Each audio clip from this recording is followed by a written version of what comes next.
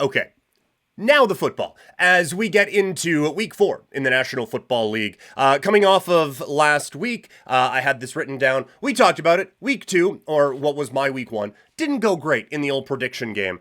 This week was better. We still didn't quite get to 500, but we were at 9-11 for the week in the NFL. The picks that we clicked on, 5-5. Also, I did say on here, and doing this again, the today's ticket portion, where I officially give out all the picks that I'm actually going to be clicking on. That was a podcast exclusive last week, and we went 11-6 on that, and that was NFL, CFL, boxing, and some UFC. So that went pretty well, and going to be incorporating kick into that a little bit more. There's just, there's some, not that it's overly intrusive or anything, but here on Twitch there are some, like, hey, just make sure you specify if you're going to be talking about gambling. And we're not talking about gambling the whole time, so I don't want to put that thing on. It's a whole big thing. Probably didn't need to explain it, but Vyvanse and coffee is quite a combination. So let's get into the NFL preview, shall we? We begin with a scintillating matchup out in Carolina as the Panthers take on the Cincinnati Bengals. Bengals favored by 4.5. The total in this game is at 47.5. Cincinnati, one of the most concerning teams in the NFL so far this season.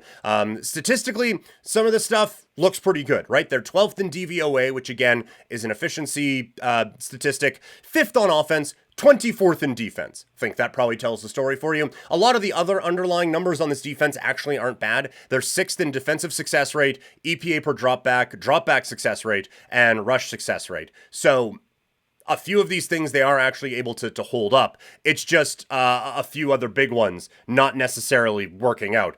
For example, 30th in defensive EPA per play. So that is telling me that for the most part, you have a team that is kind of keeping it in front of them, not allowing teams to get past the 6, and like the 6th in success rate and 30th in defensive EPA means that for the most part, like on a play-to-play basis, the defense is doing all right. It's just those big Jaden Daniels just beat you over the top plays that are killing them right now. And that was the thing last week. I was surprised at how much of the conversation around Cincinnati focused on, oh, well, Joe Burrow is just not a winning quarterback. It's like, dude, did they punt on Monday? If they did, it wasn't a lot. They were doing very well offensively. Defense just couldn't get a stop against a kid who hadn't really proven to be unstoppable just yet. And so I think the defense is the bigger part of the problem right now out in Cincinnati. I think the offense is fine. They're 4th in EPA per play, 4th in success rate. They're actually 2nd in rush success rate. There's been a lot of talk about, oh, well, they're just missing Joe Mixon. It's like Zach Moss and Chase Brown have been fine. There's nothing off about this offense. I know we want to, and even I have fallen into that, right? On Monday, talking about, oh, well, it's Joe Burrow and all the distractions and stuff like that. It's like, well, they scored 30. Like, they put up some points. And I get, against Washington, you should. And they did struggle against New England, and they looked all right against Kansas City. I am not saying everything is perfect in Cincinnati. Do not hear what I am not saying. But I think the offense is actually moving things relatively well. They face a Carolina Panthers team that sucks. And yes, they beat the Raiders last week, but the Raiders, say it with me, suck. This is still a bad football team. 29th in DVOA, 30th in offense. The defense bumps up to 21st. The Gardner Minshew effect, so to speak. I still think this is a very bad team. And yes, Andy Dalton and Red Rocketing all over this game. Fantastic. Love it. Great. There is no way that A, Cincinnati allows themselves to go to 0-4, and B, that they have fallen to this point. And so I do think that we are getting a bit of a gift number at Cincinnati minus 4.5, and I think that if Jaden Daniels doesn't get a miraculous hero ball at the end of Monday Night Football, we're probably looking at Cincinnati even like plus or minus like 6.5, 7. So to get them at minus 4.5, I think you are fine. From a fantasy football standpoint, Joe Burrow's a start this week, right? And honestly, wherever you drafted Joe Burrow, you probably have to play him anyway. I would trust Zach Moss. I think you can trust Zach Moss more specifically. And I think that is a play you can feel comfortable with. Carolina's run defense is 24th in defensive EPA per rush, so they haven't been very good at stopping it. I do think that the Cincinnati Bengals are going to be able to run on them a little bit, and so I think that's a play. Mike Gesicki is still a play if you're desperate at tight end, which everyone is right now, so I have no problem with that. On the Carolina side, no Deontay Johnson kind of stings a little bit. I think Chuba Hubbard, that there is...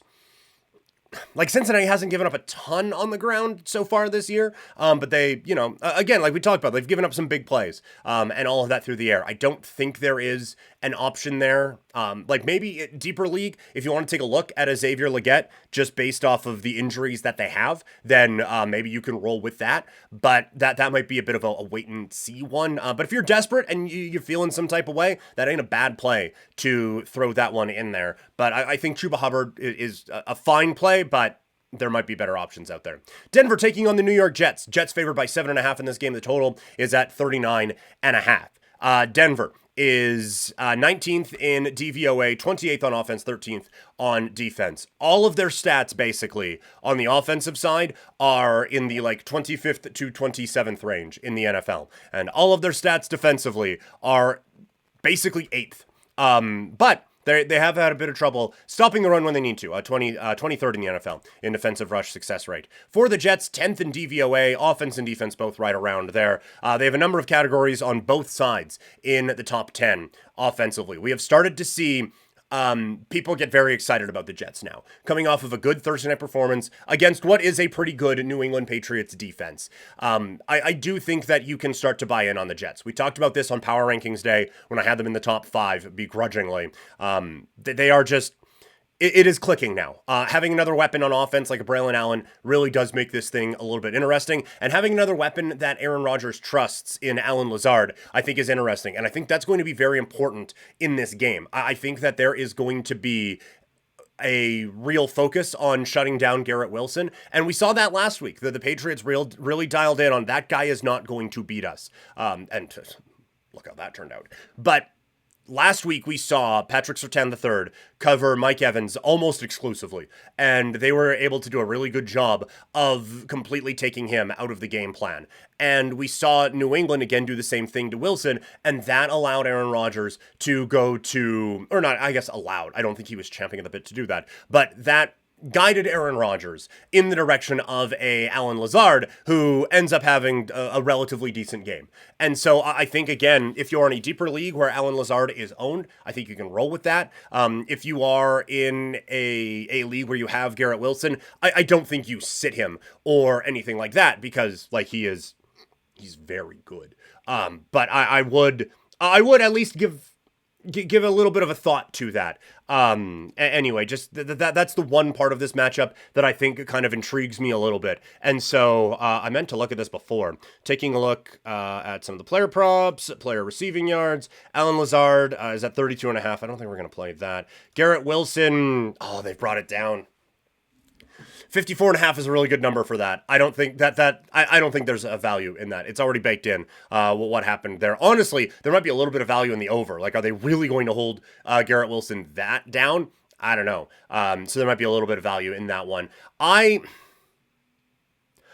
just think the Jets plus a touchdown and a bit on Denver is a little aggressive right now. I still, I get the Jets just blew out New England. Thursday night, we have to caution against overreacting a little bit too much. So this is not going to be one I click on, but I'll take Denver plus 7.5. I think that Denver actually keeps this one kind of close, and the Jets will win, but I don't think you can go beyond that.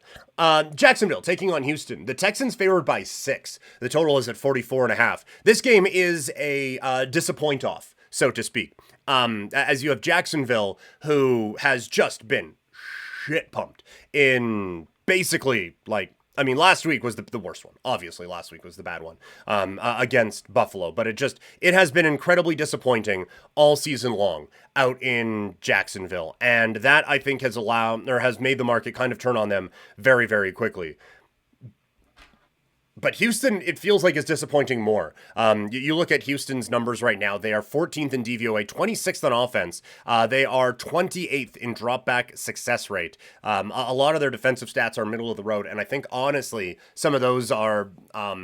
there's two sides of it, right? They had a bit of a shootout against the Indianapolis Colts, and then they were able to shut down Chicago, who everybody shuts down. So I do think that, again, -6 is a little aggressive for this. Like, to assume that this Houston team that has had some struggles, honestly, offensively so far this year, to assume that they are going to win a game by a touchdown over Jacksonville right now, again, it just kind of feels a little aggressive, and it feels like a little bit much. So this is one where, again, I am going to stay away. But for the point of this pick per game, as I always do, I'm going to say Jacksonville +6. Again, I think they lose, but I think they keep this one relatively close. This line, I can't figure at all. The Rams taking on the Chicago Bears. The Bears are favored by 3, and the total is at 40.5. I get the Rams are going on the road here, but it's still, like, it's September 27th. It's going to be the 29th by the time, right? Yeah, the 29th by the time this game is happening.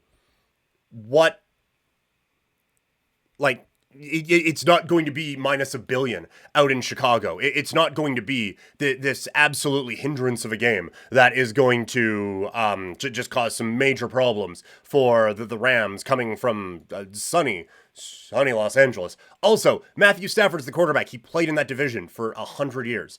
I don't understand this one at all. Now, the Rams, again, they have underwhelmed a little bit, but they have played really hard, at least. 25th in DVOA, 17th on offense, but the defense has been bad at 31st. But the Bears, their DVOA is at 24th, 32nd on offense, 8th on defense. I think, honestly, the play in this one is probably the under, and that's going to be the case for a lot of Chicago games, as their defense is very good, and their offense is very bad, and easy to figure out, we will say. And so I do think that from a Rams perspective, this defense probably figures out Chicago and gives them some issues. And I think Matthew Stafford, with the understanding of the weapons that he has, which are limited, but the combination of Stafford and Sean McVay against this defense, I think, is a very, very, very interesting matchup. And so I am actually going to go that this will probably be one that comes up a little bit later on in some of the other content I'm doing today. Take that for what you will. But I am going to say LA Rams +3, and I will go under 40.5 for this game. All NFC North matchup. I guess we continue in the NFC North, as it is the Minnesota Vikings taking on the Green Bay Packers. Green Bay -2.5 in this one, which is a little surprising, but is also quite a bit of respect shown to Minnesota, who right now 4th in DVOA, 1st in defensive DVOA, which was not something I expected, but they're 3rd in defensive EPA per dropback. Defensive EPA per play. So this defense has stepped up big. The offense for Green Bay has not fallen off without Jordan Love. Well, it has, but just picked up in different ways, I suppose. They're 29th in dropback success rate, but they're 5th in dropback EPA. So they are putting up some big plays, just not all the time moving the sticks in the ways that they would like to. Taking a look at Jordan Love and his stats right now, or not stats right now, sorry. Status of Jordan Love, he's close. Game time decision on Sunday. So that does kind of complicate things a little bit. If you are to assume that Jordan Love would be getting the call in this game, I think that Green Bay -2.5 still feels like a steal. I understand we are all very excited about what Minnesota is doing so far this year, right? I think, yes, this has been great. Hello, Olyeka. I hope I'm saying that right. Hi. We're all very excited about what Minnesota has been doing. It's been a fun story so far. But the Packers are when healthy, significantly better team. And they are a very, very good, offensive team. Defensively, it has left a little bit to be desired, but they are still 12th in defensive DVOA. And so I do think that they are a squad that can come out and maybe try to limit some stuff here for Minnesota just a little bit. This would be a big win regardless of who's playing quarterback for Minnesota. But this is a real interesting test for this defense, and I think it's also an interesting test to see where the Green Bay defense is at after a couple of weeks in some weirder matchups for their defense, going up against the Indianapolis Colts and the Tennessee Titans. So I think this is going to be kind of a good measuring stick for both. But I am going to go Green Bay -2.5. I just feel like this team is more than a field goal better than Minnesota is right now. Another division matchup matchup in the South as Atlanta is playing host to New Orleans. You have the Saints, who are second in DVOA, fourth on offense, fifth on defense, against Atlanta, who they have kind of bounced around all over the place. It's fun. And sorry, Oyeka, can you listen to the track Heart Time? I at some point maybe. There's a video on YouTube. Okay, I will give it a go when I can. But yes, for Atlanta, you have a team that has, I think, on the first game of the year, wildly underwhelmed. And then going into a Sunday nighter against Kansas City, all right, well, they hung the Chiefs, so where do we put them? Same thing now goes for New Orleans. 2 gigantic wins to start the season, but then looked very pedestrian against the Philadelphia Eagles, kind of leading you to the, they've been figured out conversation. And so that is it's a tricky matchup this week. I have said that even with the early season success out in New Orleans, that the New Orleans Saints are a bit of a house of cards, especially offensively.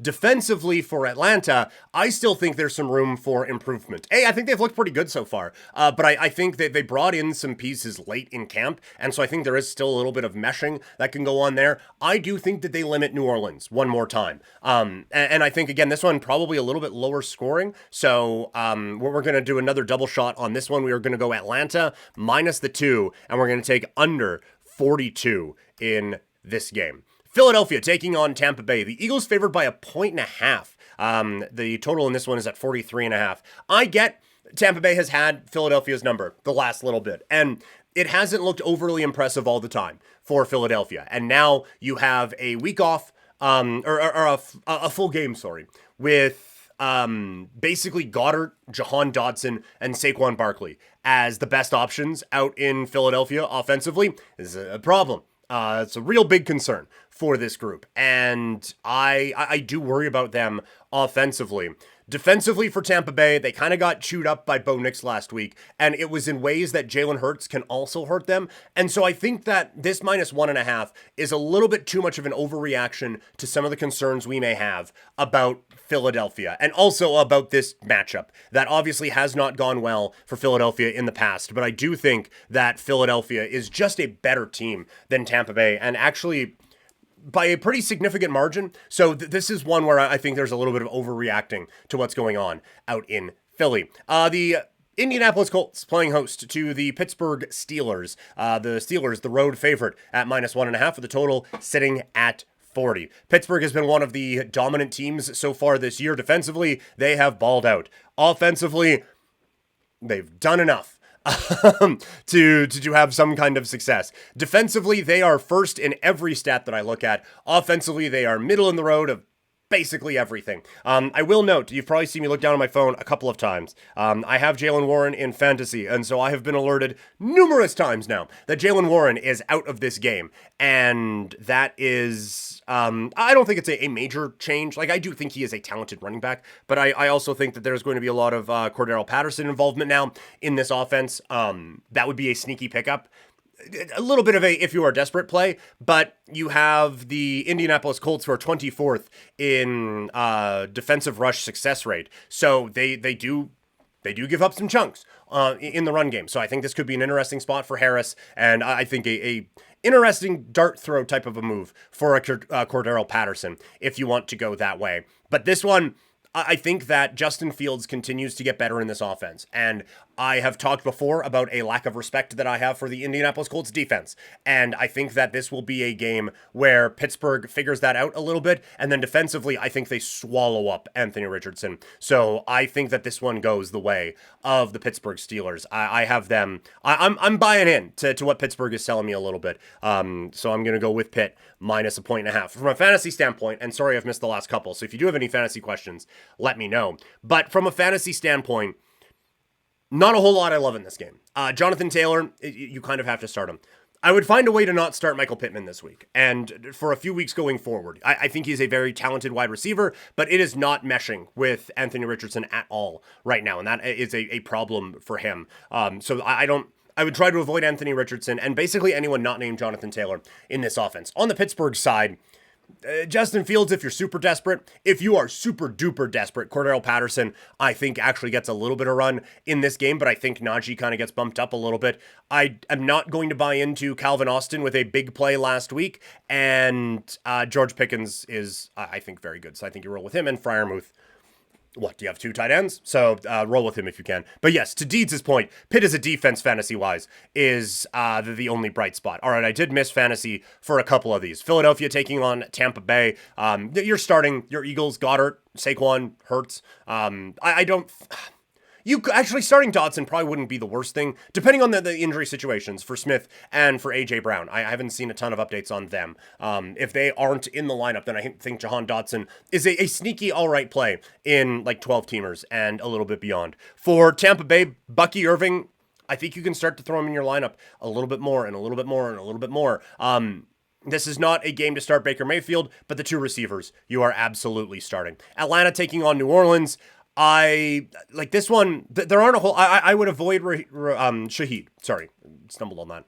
But aside from that, like, you're not sitting Olave, you're not sitting Kamara. I don't think this is a Derek Carr game. And for Atlanta, I think we have seen Mooney is working more and more into this offense. I think you can struggle at, sorry, I just saw Crimney there. I think you can put Mooney in and feel okay about it. And then, like, Pitts, Robinson, London, those guys are going to play. And Kirk Cousins, I would avoid it if I could. Again, quickly going back through some of the ones that I missed. Minnesota against Green Bay. Aaron Jones is a start. Justin Jefferson, obviously.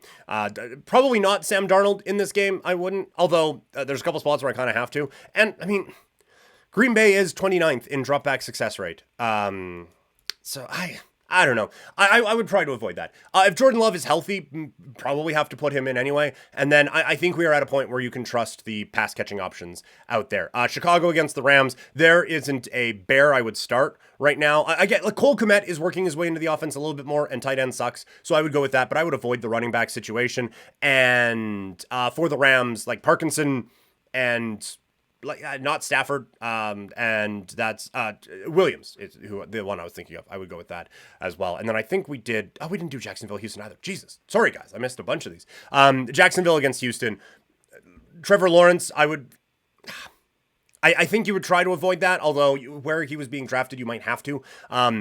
Thomas is kind of the only option in this offense I trust right now. Again, you probably have to play ETN based on where he was drafted, but aside from that, I would try to avoid it. And for Houston, I think you have to keep rolling with Stroud, and then with Collins, Dell, and Diggs, I think you have to keep going with those guys. Akers is an interesting play this week, given some of the struggles that Jacksonville has had, specifically in the run D, 25th in defensive EPA per run, and 27th in defensive rush success rate. So I think Akers is actually a pretty good play in this one as well. Denver against the Jets. We kind of talked about fantasy in that one a little bit, so I'll bounce back here now. Crimney is asking, struggling in tight end. Aren't we all? Do I start Conklin or Hunter Henry this week? That is interesting, as I think I would go Conklin there. I think that, again, one of the things I have talked about in the preview for that game is the Denver Broncos taking away Garrett Wilson. And so I think while Lazard benefits from that, I think Conklin will benefit from that as well. And so I think Conklin would be the way to go. But yeah, to Deeds' point, tight end has been a struggle so far this year. For our next game now, New England taking on San Francisco. The 49ers favored by 10.5 points with a 40.5 point total.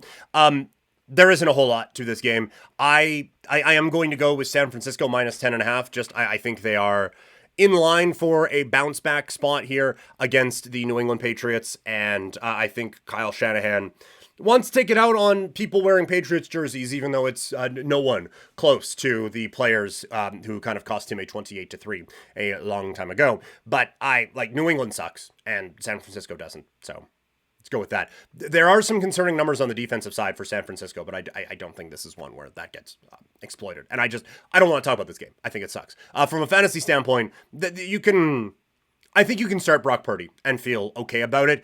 Mason at running back, you kind of got to. And at wide receiver, I think you have to, it would be weird to have this choice, but I would go Jennings over Ayuk at this point. And I think both of them you can start, especially as it starts to lean toward Kittle being out for this game. On the New England side, Ramondre Stevenson. That's about it.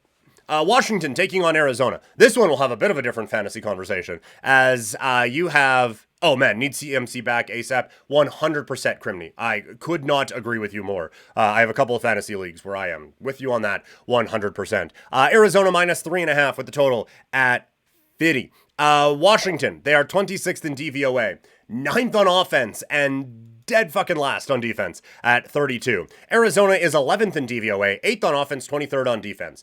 I think Arizona only being favored by 3.5 points is a little insulting to Arizona. They have legitimately been a good football team this season. And yes, we have concerns about this team on the defensive side. And yes, Washington, just in a standalone game on Monday Night Football, took that spotlight and shone bright with it and put on an excellent offensive performance. I still am not buying it. And I think that the Arizona is just kind of a souped up version of Washington right now, where you have young, exciting, mobile quarterback, can throw it up, do a whole lot of that.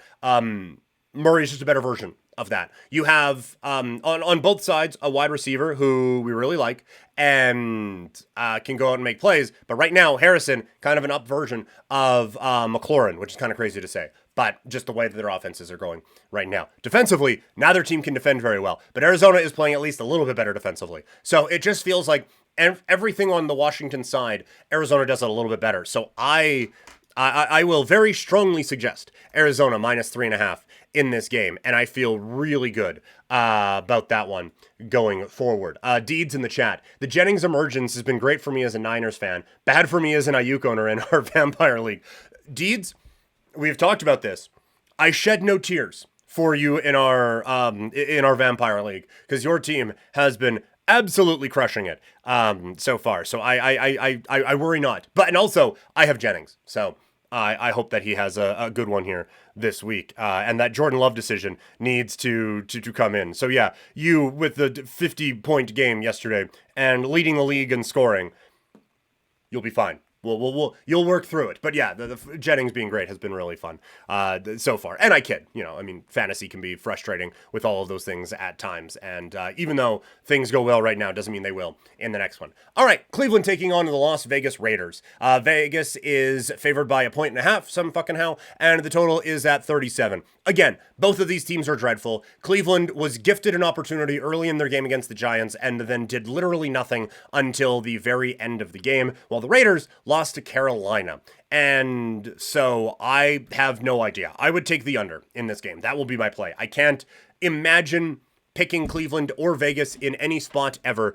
So I will just assume that this game is going to be awful. No Devontae Adams for the Raiders this week, as I was again alerted. So that means there'll be even less points. So from a fantasy standpoint, I think Jerome Ford actually has a pretty good day. I think that Amari Cooper playing his former team might put up a couple of fantasy points. On the Raiders side, Jacoby Myers with no Devontae Adams probably steps up a little bit. And Brock Bowers, we came 3 yards away from hitting that over last week. But I think Brock Bowers continues to factor into this offense. Kansas City taking on the LA Chargers. The Chiefs favored by 7 with a total at 40.5. Kansas City has had 3 squeaker wins so far and now playing their 4th, I was going to say difficult opponent of the season. I think the Chargers are a tough team to play against, but the spread would suggest maybe not an overly challenging marker for Kansas City. Well, the Chargers have been one of the bright spots this year, but offensively, it has not clicked, and now Justin Herbert continues to be banged up. And I think that is the real story here.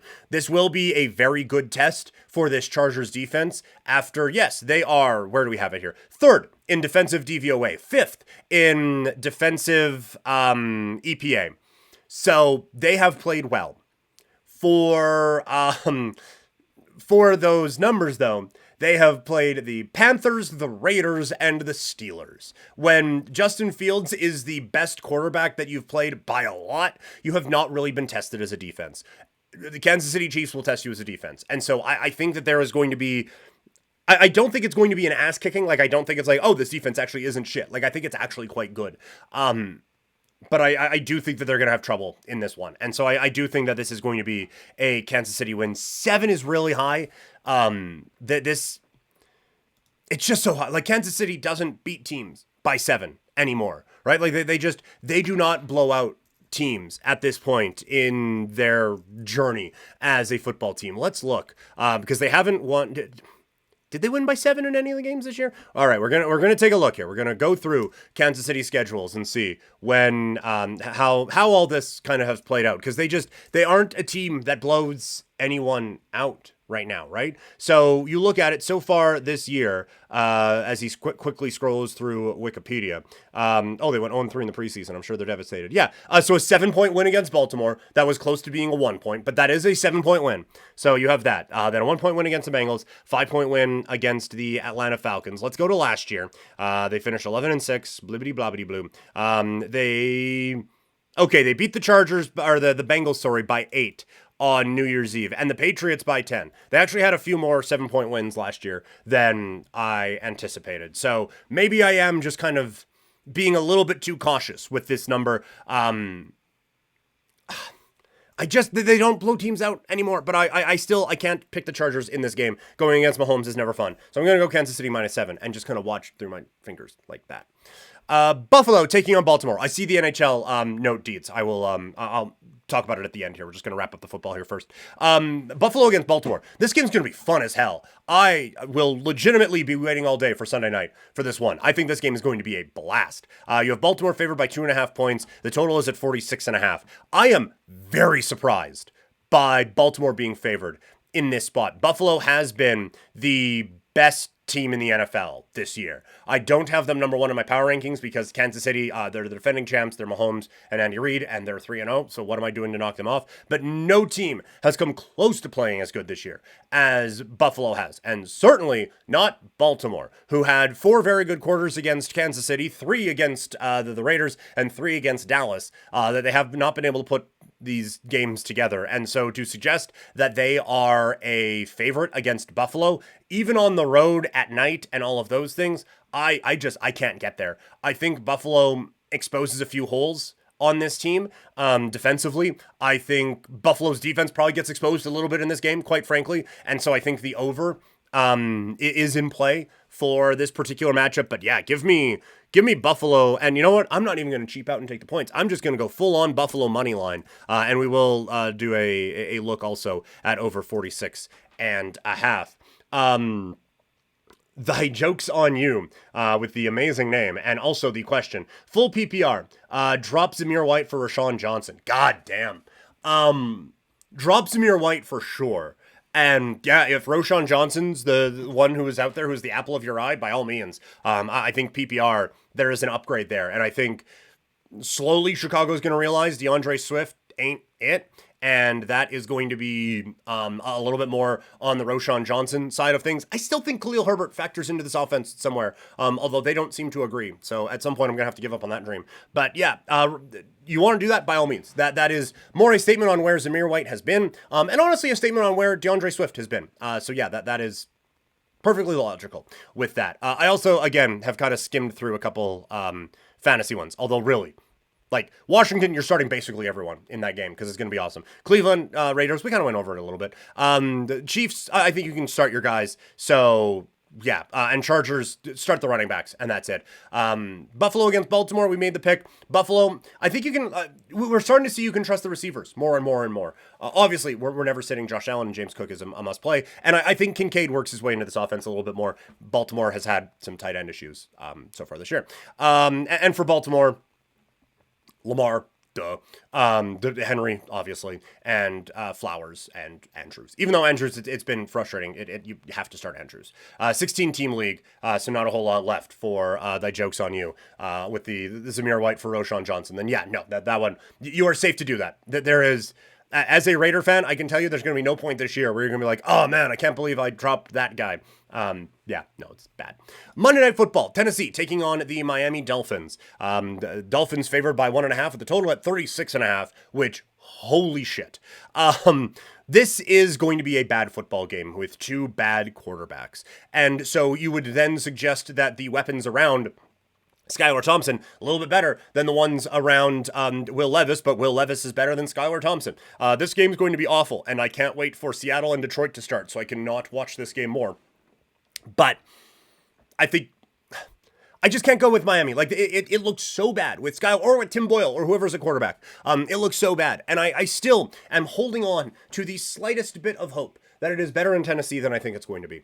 And so I'm going to say that it's the Titans covering that. So we will go Tennessee plus 1.5 in that spot. I'm not going to get as greedy and just go money line on that one. But yeah, we'll go plus 1.5 in that spot. In fantasy, Jesus Christ. You don't love it for almost anybody. Like, you have to start your Dolphins because of where you drafted them, right? But I do think that from a Tennessee standpoint, Pollard is a play, and kind of that's it. That, like, yeah, that's kind of it. In-depth analysis you came here for.